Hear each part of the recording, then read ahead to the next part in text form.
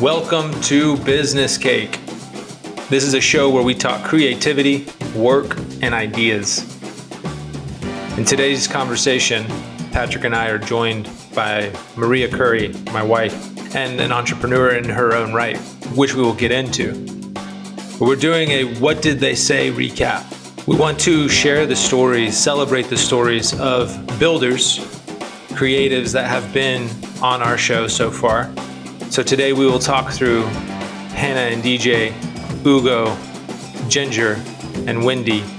What are takeaways, highlights, little on-ramps if you haven't listened to those conversations that'll give you an inclination of what it's about, what the story is about, and you can go back and revisit it. Thank you for tuning in, for showing up. Let's take a bite.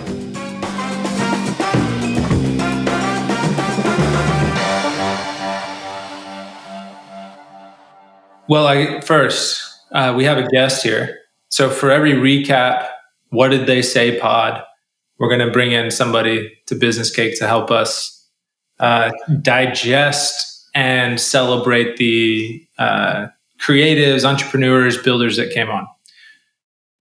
And so if you've read the notes to this episode, then you already know who the guest is. But I'm going to drop the name. We have a person here who's very special to me. She's very dear. Go on. My wife, Maria Curry. Maria. Welcome to Business Cake. Glad to be here. Does anybody ever read the notes to a podcast before listening to the podcast? I do. No. Nerd. And I like to drop little Easter eggs in there too. You know? Of course you. Throw a little wild card in there, see if anybody else is reading. Maria, would you give us a quick bio? Quick bio. Yeah. Who are you? What do you do? I am a entrepreneur as well. I started a import company when I was pregnant with my fourth kid. So that was 2016, 2017. And I work with artisans across Mexico. I find them retailers to sell to here, wholesale.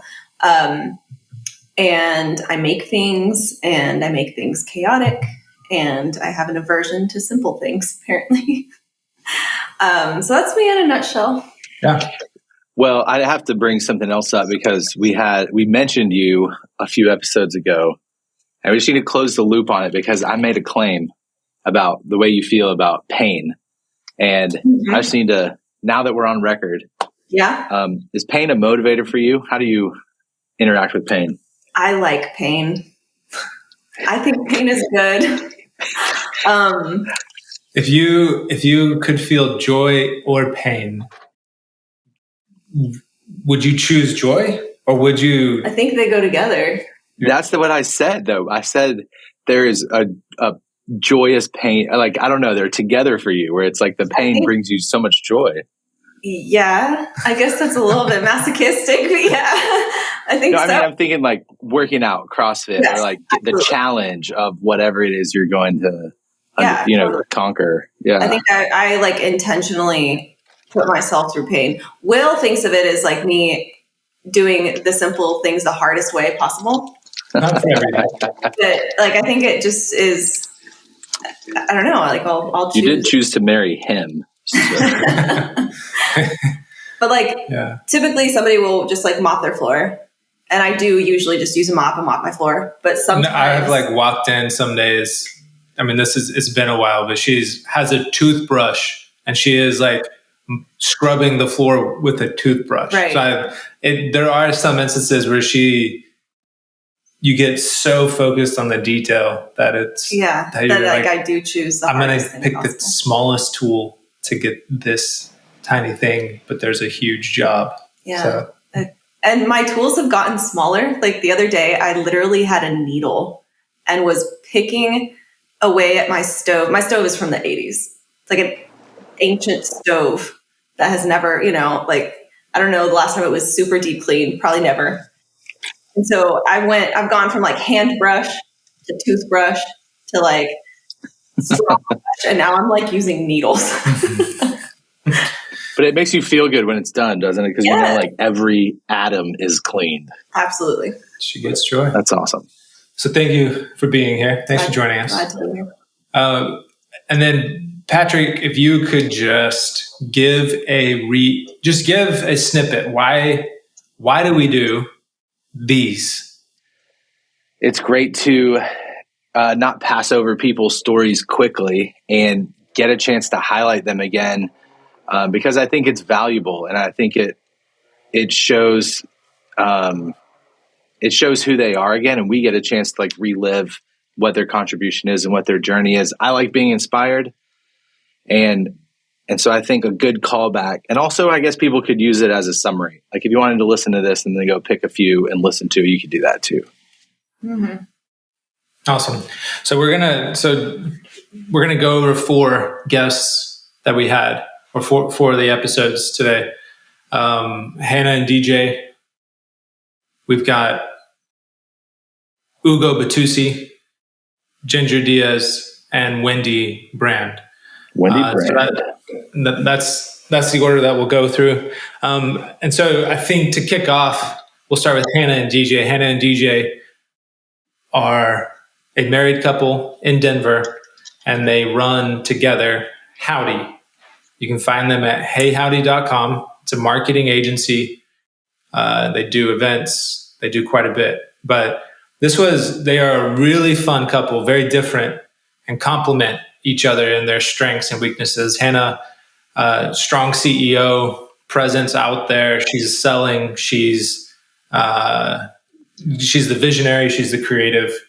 And she's working directly with those clients. DJ is kind of he's as a COO, the jack of all trades. He's catching all the stuff, running the operations, figuring out how they do it. Probably the most inspiring thing, and we'll go off of this for each one. We'll pull 1 or 2 things that were inspiring, a couple of takeaways from them. But for me, it was they create the path as they walk. Like they don't have, let's say a 5-year plan, a 10-year plan. And that was true when they started the business. They started the business because of a phone call in COVID and nothing else was working out. And they were just saying, we've got to figure this out. And they've continued to do that. They've grown. They're super successful in this. And it was fun and inspiring, I think, to hear that, just as they're figuring it out as they go and doing it well. So I think that was one of the main takeaways for me that was inspiring. I think in this, then we'll kind of use Maria as helping draw some of this out. Patrick, last time we said he was a vibe guy. Yeah. He's like wild card. He's riffing. He's the glue guy, pulling it all together. So the glue. Yeah. No, you're the glue dude. I'm the glue dude. Yeah.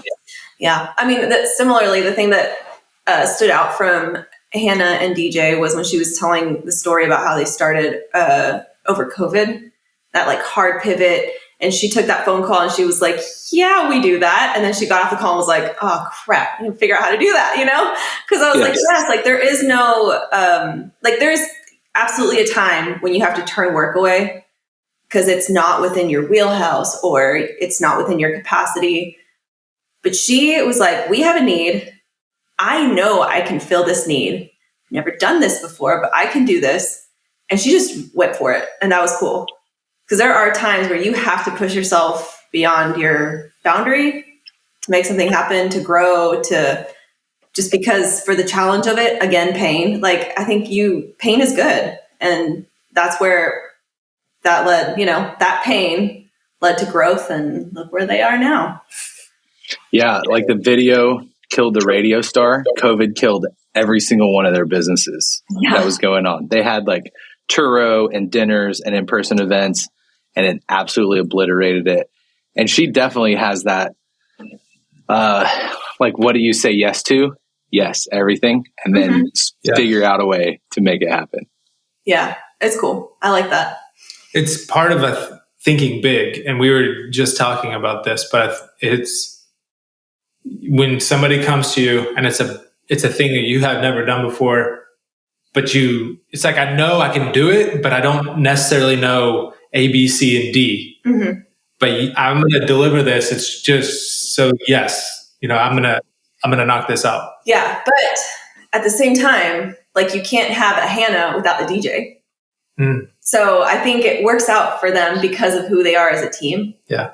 So I'm sure she knows that about their setup. She's like, I can do this and I can like start it and I can finish it. And then DJ has to come in and help in the in-between. But that's great. Like you have to, that's part of her strength too, is having a DJ. And DJ, like, I think is a great, also like he benefits off of a Hannah who's, right. pushing and selling. And I think it's a great like team story for them for sure. Yeah, they were our first duo to have on the podcast. And then also they're life partners and business partners, which I think you guys are too, right? Yep. We are. Yeah. So I'm going to ask you a question. I know we're doing recap, but how's that? This is wild card. Wild card. Yeah, I mean, it is great, but we run a lot out of the house. There are every single one of our circles probably overlap. Mm-hmm. Our friends overlap, our work overlaps, our kids, we have the same kids. So I think there's time. I don't know. Like you have to find the boundaries. You have to find like, what are you going to do? I think part of the difference I would say between Maria and I and Hannah and DJ, Maria and I are both activators. Hannah and DJ, it's very clear, I think, where they complement. So they're a good team, and you guys... I don't know. I'm going to throw it to you. I think we know when to fill in the gaps for each other. But because of that, like we do have to kind of... It's like a constant, like, you got this, no, I got this, no, you got this. Like we can't let up. Yeah. Because neither one of us is just going to like automatically pick up this, you know what I mean? Like we have to constantly check in with that and be like, okay, no, yeah, I'll take that. You get that. And then we'll keep moving. Because otherwise we're just going to activate more things and not finish something else. And, or we get stuck. Like there's always the risk of getting stuck. And Hannah and DJ were doing different things before COVID. And then when she agreed to like the B2B situation, he like jumped in at that point. And I think that's when things really took off for Howdy. Yeah. Well, he had just left his job right before COVID I don't remember what he was going to start. Maybe it was just focusing on a lot of those things that they had going. Mm-hmm. But then when COVID hit, so it was like he left his job. They were going to throw themselves into this. COVID hit, and then there was nothing. Mm-hmm. So make the path as you walk. Cool.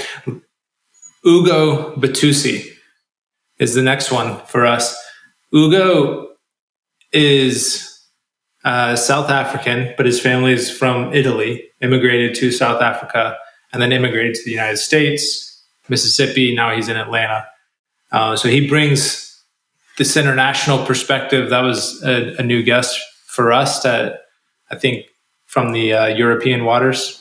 And it's our first Mississippi guest, too. Yeah. Don't forget that. No. That's an important call out. Mm-hmm. I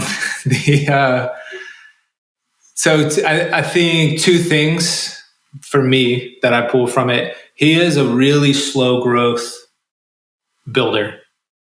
His pace is out of the tortoise and the hare, he's the tortoise. He's doing little things and he's looking for the long term. I think part of that allows him to be diverse. So he does a few different things, but because the pace is not this breakneck speed, then I think it allows him to do those things. So he had done real estate. He's got a consulting business in the medical for medical clinics. And then he runs a medical practice and they're expanding that one. So they're chunky things. And then the second thing is he brought up purpose and he is really intentional about making sure everything is purposeful in what he's doing. and that it lines up with his value, his, I guess his life statement, his purpose statement. So his intentionality, I think, is very inspiring, the discipline that he has to build those things. Yeah. That was it's interesting, like listening to Hannah and DJ and then listening to Ugo, because just like wildly different, you know, like one, you're going from like fast paced growth, 5 different things that are quick turnarounds, to nothing, to like, great, let's build this thing out of the ground and say yes to everything. And then you have like a conversation with Ugo that's like, well, I'm going to get myself through medical school. I have a little money here. I'm going to throw it there and see what it does. Just like watch it, throw some more over here, see what, and like my brain's like, what? I can't with that pace, but good for him. Partly because I think a lot of people think of entrepreneurship as you have to be quick on your feet and you have to be able to pivot quickly and have to be adaptable and an activator always. And I think it's great for people to realize that you don't have to be that. Like you can be like him and, wait for like an intentionally slow growth model can be for you. So every personality type has a place within the entrepreneurship world. And just like thinking about kids is like you start introducing careers to kids and stuff. And some kids are like, oh no, like I could never do that. But then you see like these different people that fill and build life how they want. And it's cool. Because I'm like, yes, anybody could do that. You can absolutely work however you want to work. So it was refreshing to see how he does it and how it fits his lifestyle. And when he mentioned that thing about Rebecca being like, you're turning into a pumpkin, I was like, yes. Like even the guys that turn into a pumpkin at 9:00 at night can be chasing 5 different things at once, So it was great. Yeah, it is a very, very different pacing. Even with Ginger, when we get into hers, like, Ugo stands alone. And yes, totally. And I agree with you. I think it's awesome because if that's who you are and you have the vision for that, go for it, because you can be successful in what lines up with like how you're made and what you care about and your passions and all that stuff. So I love that. One of my favorite things that he talks about was the disagree and commit with his business partner, Dave. And they like fight about it all the way to the end. And then when a decision is made, no sandbagging. You have to like be 100% in. I imagine you guys might have situations like that as you're working on different projects, ETLA or something like, or do you always agree? We don't always agree for sure. I think that's easy to say. I think we're quick to hear the other person in some things. Like Maria is very good in Mexico and building those relationships and working with the different groups. And it's wild how, the business partners and people we're working with in Oaxaca, southern Mexico, are so different than the ones that we're working with in Guadalajara and Jalisco. The pace they are in Oaxaca, it's kind of chill. They will repeat things a lot. They are not in a hurry. So when we're going there, you're spending 7 hours with them over the course of the day. And Guadalajara would be more, I think, like in the US, what we're used to. Right. But Maria is fantastic at navigating that. So I think I'm quick. Like I will have very strong ideas about how something needs to happen and what we need to do. And this should already be done. And, I think Maria checks me on a lot of that. And it's helpful. So where do you see that we disagree? I mean, even little things, label stuff or whatever for the Mezcal. But then if I don't remember the detail now anymore, but it was like something that we disagreed on like the aesthetics of the bottle. And I was like, I don't actually care that much about that one particular thing. So it's just like, yeah, okay. So then it became whatever it was that you had said that you preferred on the bottle. And now I'm like, yeah, great. Love it. So it's just like, even those things, like just like letting go of whatever it was, because it didn't, it's fine.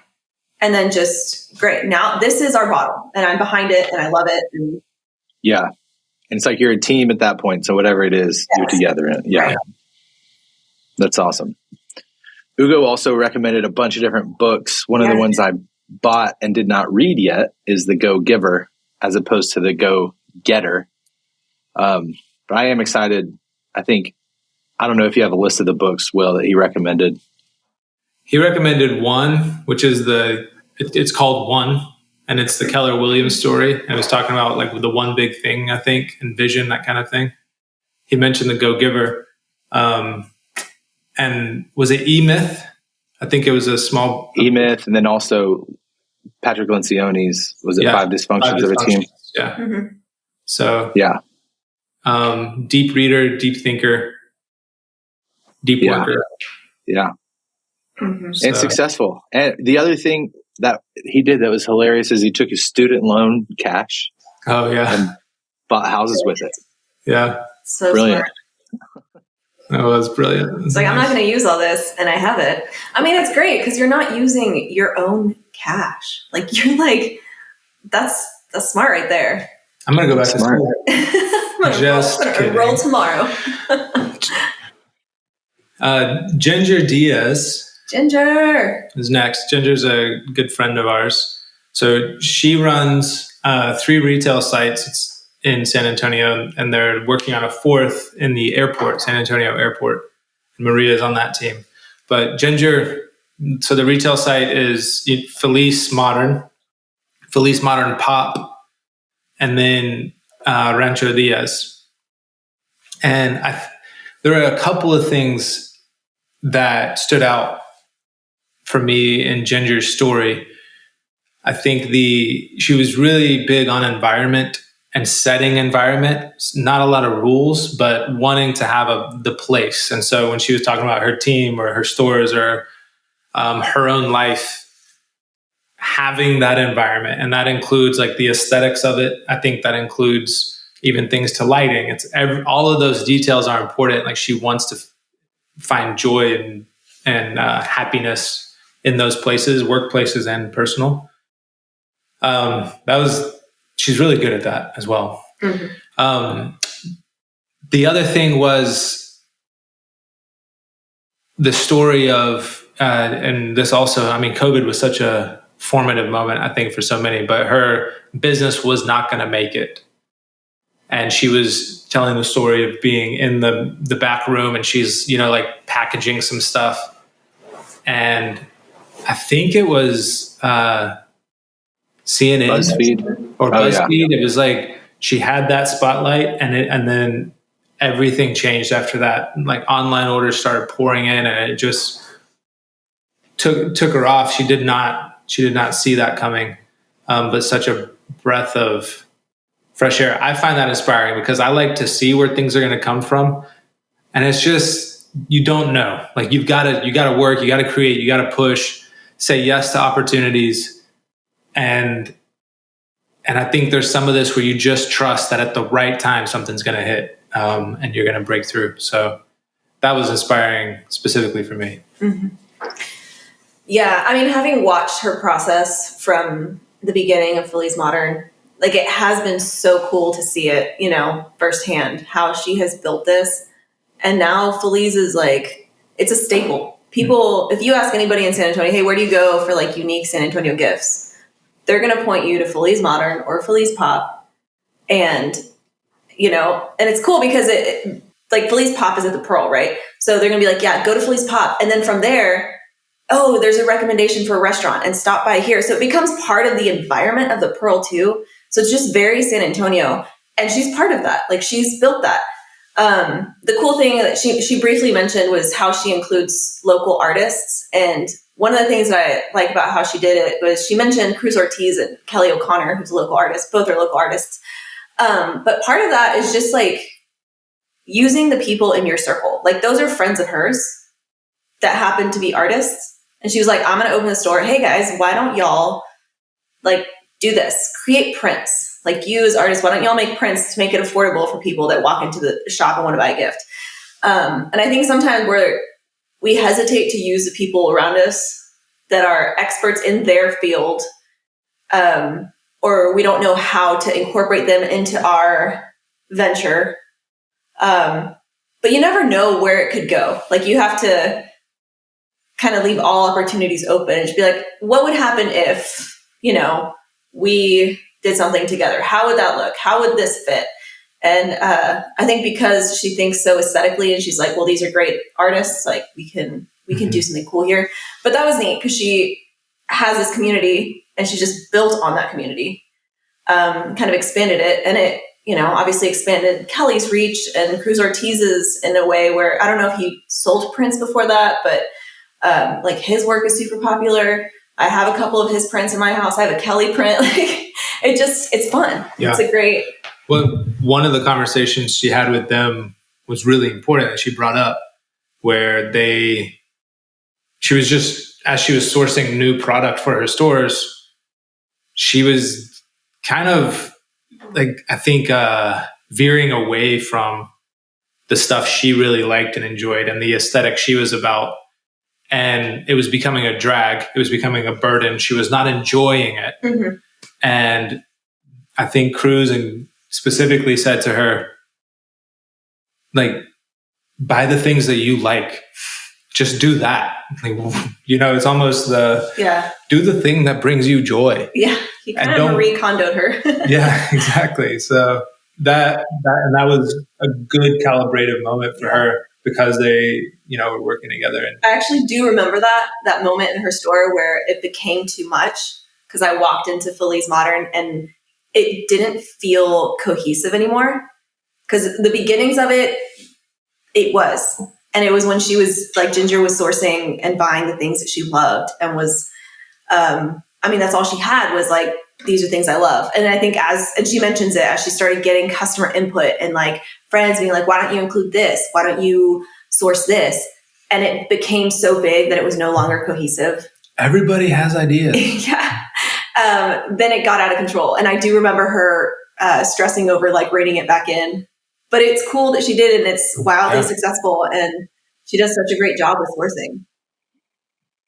So so it's one place that she does have a really clear discipline. Like Ugo's got discipline in like every area of his life. And Ginger talked about her marketing plan. She's like, we have no marketing plan. It's very organic, but in the curation, and Hannah and DJ referenced it too, where it's like the customer's asking for this, but that's not actually what they want. It's not actually what you do. And so you're like, actually, I hear you, but here's a better solution.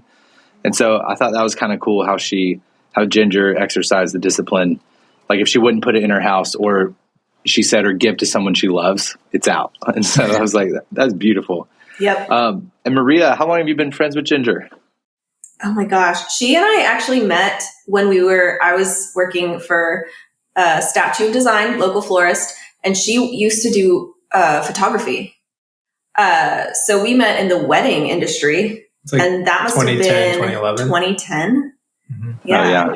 And then we reconnected when Sophie was a baby. Sophie was 2013 or 14. We reconnected, and have been friends since. What do you enjoy about her as a friend? I think it's just like, she's so real. She is sincere. She cares deeply. She's creative. And for anybody that's into the Enneagram, we're both 8s. So we connect on that level as well. I think we just understand each other. Oh, so she's motivated by pain too? I'm just kidding. Probably. But you girls are both, I think, mature, strong 8s. And so you help one another in that way. Every time you have a lunch with her, Maria will say, hey, well, I'm going to go have a lunch with Ginger. It's like a 2-hour middle of the day. They're getting drinks, and it's like, oh, that would be nice. Oh, yeah. I have a job, but you always come back pumped. It's like, she is one of those relationships where it energizes you, which is important. And it does for her as well. Yeah. Yeah. It is energizing to get together, for sure. Lots of ideas flow. Patrick, go on.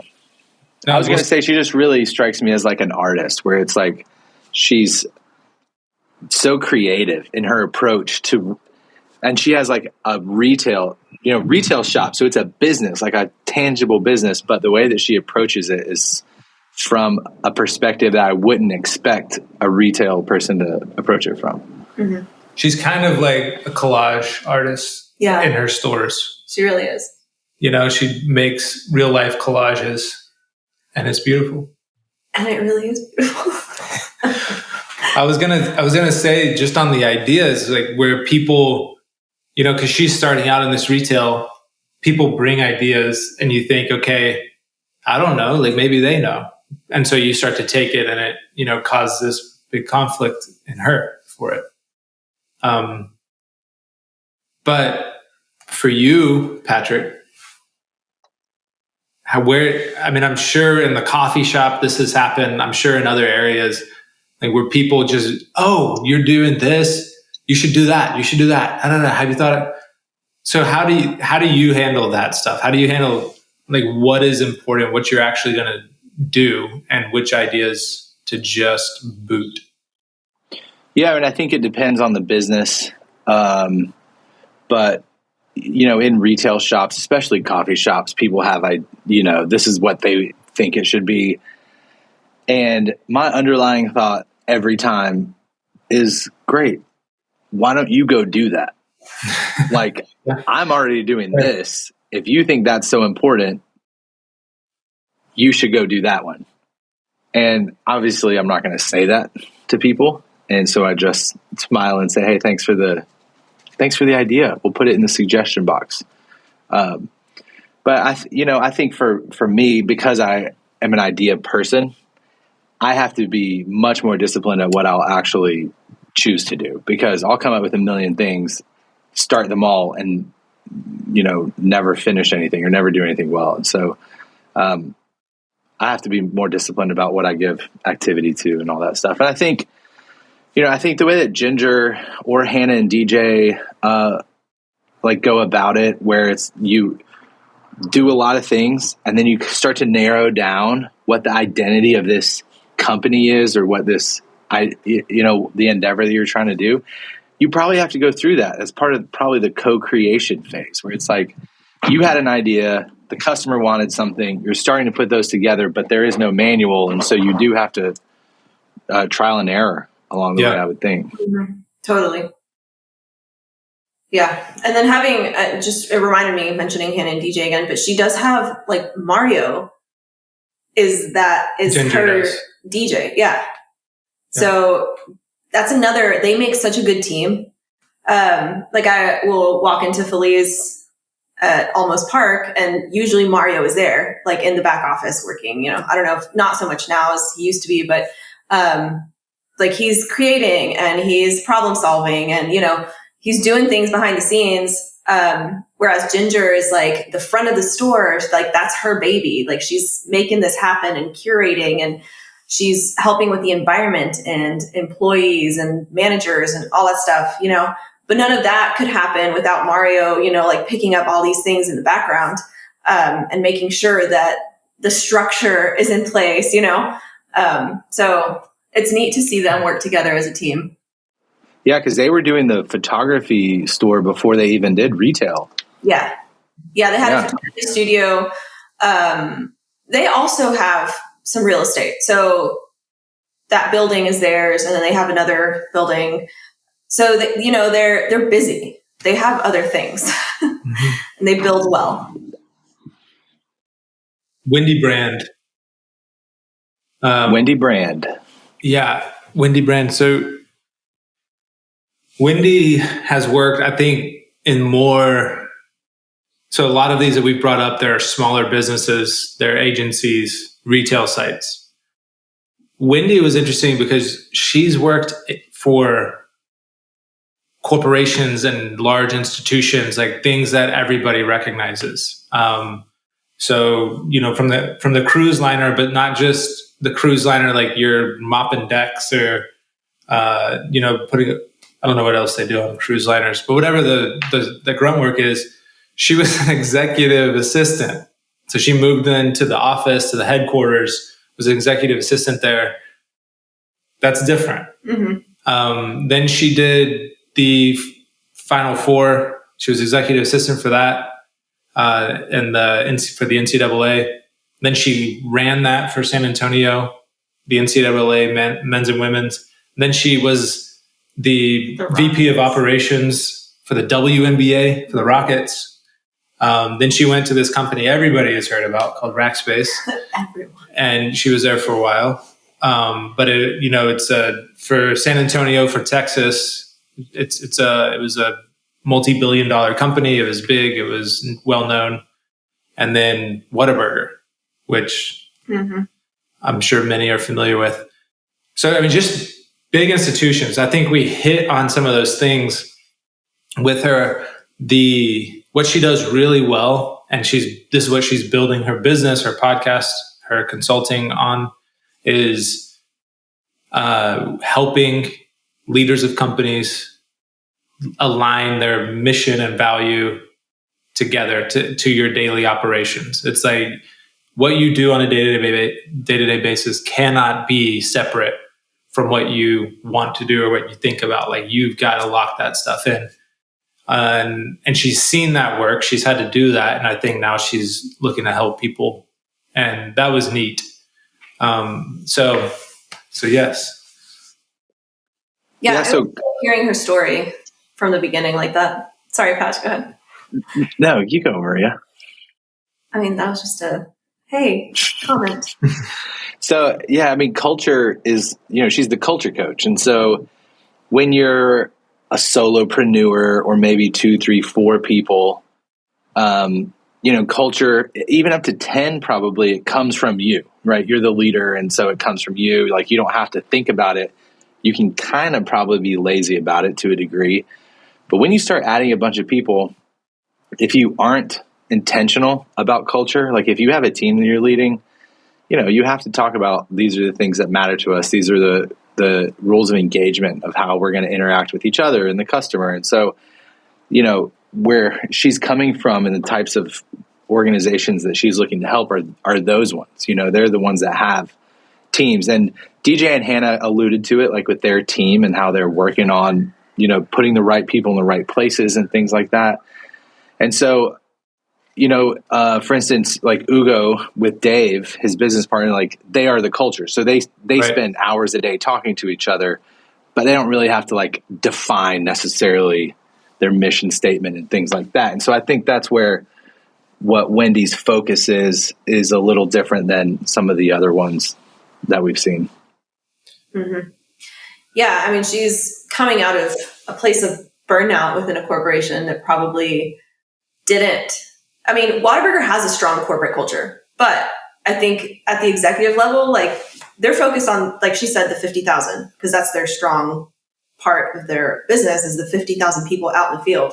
So I do wonder, and I don't know that she got into this, it's like how they care for the people that are within the executive team and those 200 plus people in that office, because those are two very different cultures.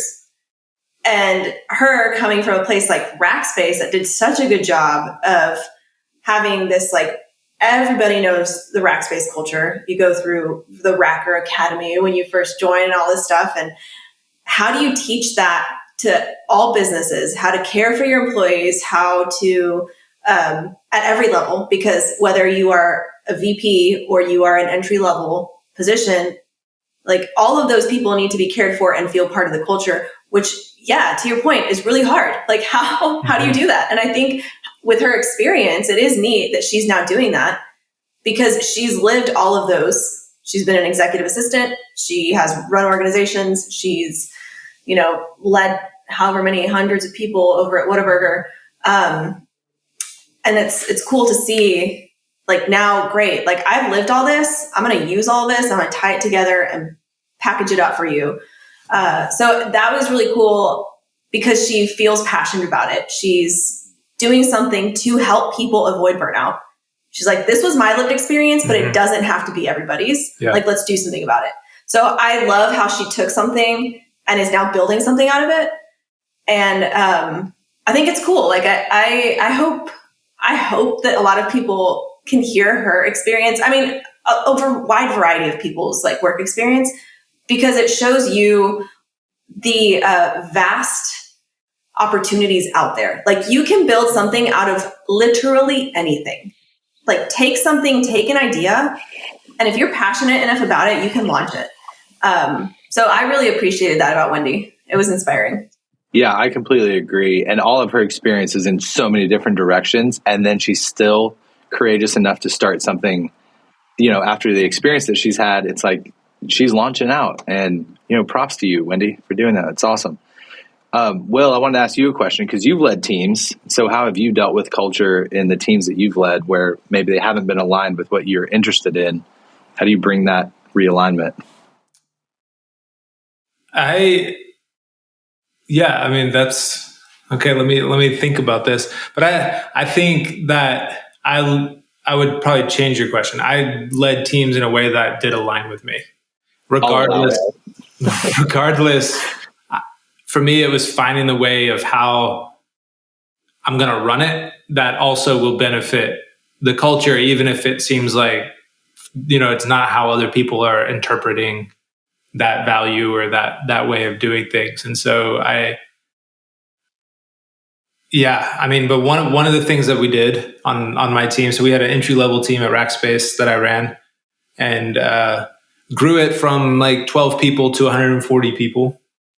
And we had to have really strong onboarding, of course, for that, because you're bringing in people that don't have a background in tech or are new to this stuff.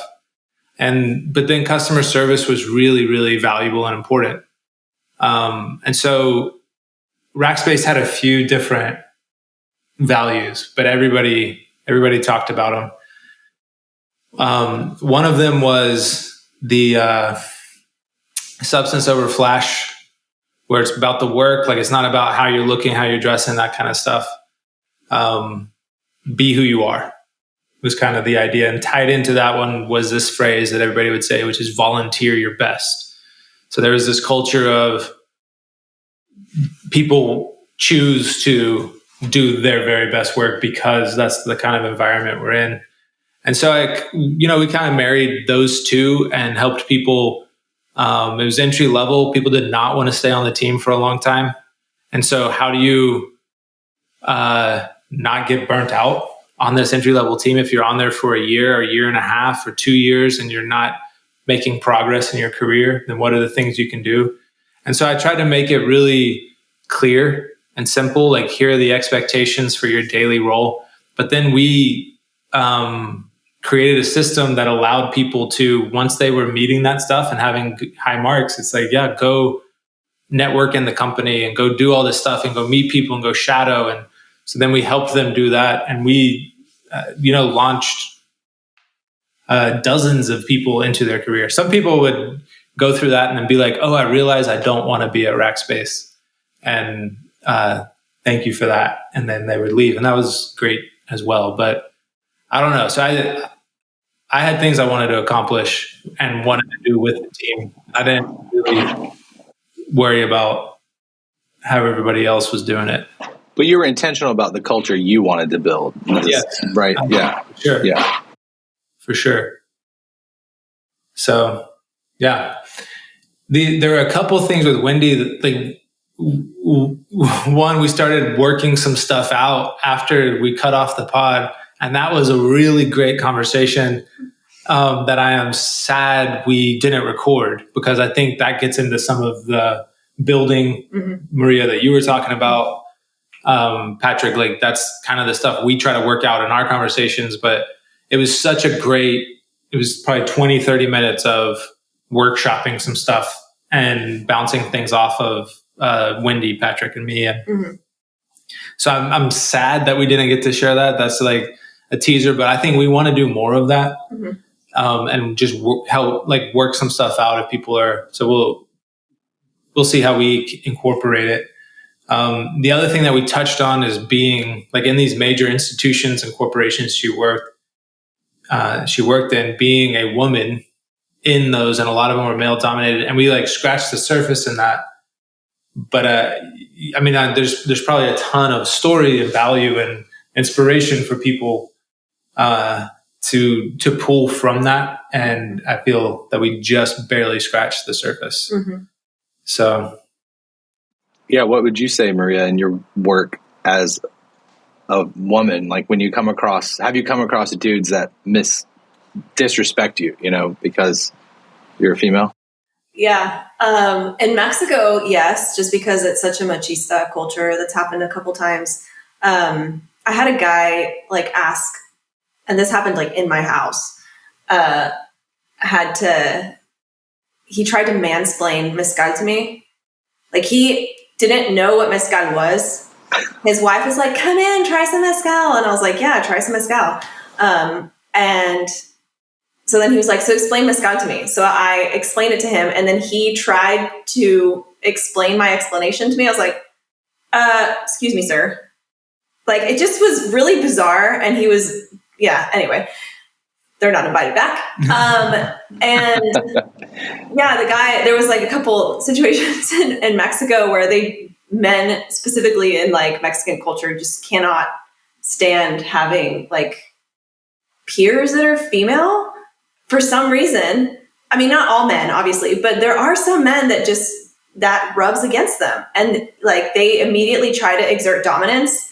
So there was one guy that was like, you sit here. And I was like, no, I'll sit right here. Thank you. And then he tried to order my drink for me. I was like, I don't drink that. You don't know me. So I it just was mm-hmm. They do little microaggressions, as they say, mm-hmm. to try to break you down. I'm like, I don't operate like that, dude. So it's happened in small ways. I have never worked in a corporate environment, so I've never experienced that kind of hierarchical, that top down kind of dominance in any way. I mean, I saw it a lot. I think I tried to lead teams in a way that was different than that. I think,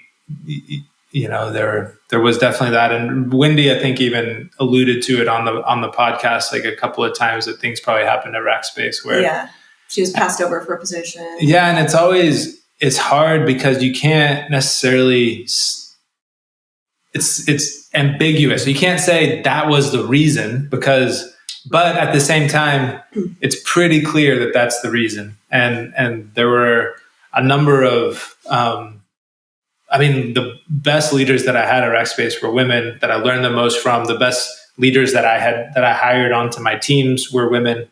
And it was wide open. You could do that, but I think some people missed out. So anyways, so yes, Wendy, Ginger, Ugo, Hannah, and DJ. If I'm going to try to make a business cake recipe, I think the thing I would take away from this is every cake is different. Every cake is different. It's there's no, you're using the ingredients you have. Yeah. And what you have around you. And I think everybody's adding in some of their own flair and different icing and stuff, but everybody has their special ingredient. Some of us are just scraping the back of the pantry for things. Dry spaghetti noodles. Yeah. Yes, we are. This is a cake surprise. Well, since both of you are on, can we get just a mini Mezcal update? Sure.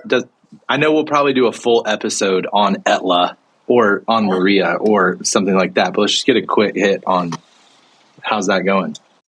Well, our bottles are done. They will be shipped to Oaxaca pretty soon, where our mezcaleros can fill them. So that's where that is as far as product goes. We're waiting on permits. I feel like permits is a thing that's Yeah, we're working with a lawyer out of Austin who does this, and so we're getting the permits for Texas and TBB and all the federal things as well. So our import license. So that will probably take a couple months. But the mezcal is made. We're going to have it bottled. We're going to have it put in cases and ready to ship. And then we're in talks with distributors, and no one's really purchasing new product right now, but in the next 2 months, 3 months, then it's going to open back up. So I think the goal is by the time the distributors are ready to purchase, the product's ready to go, our import license is in, and we can come into Texas. Mm-hmm. So that is a couple months. We've been saying a couple months for a couple months, for at least a year. It's just a couple months. I know, but it does feel closer and closer for sure. So the mezcal's ready. It's going to be in the bottle. So it's just a matter of like the process and the compliance regulation. Yeah. Yeah. And like once we go through this one time, yes, it's easier. We can just focus on selling. We don't have to get all the approvals and all that stuff. But, right.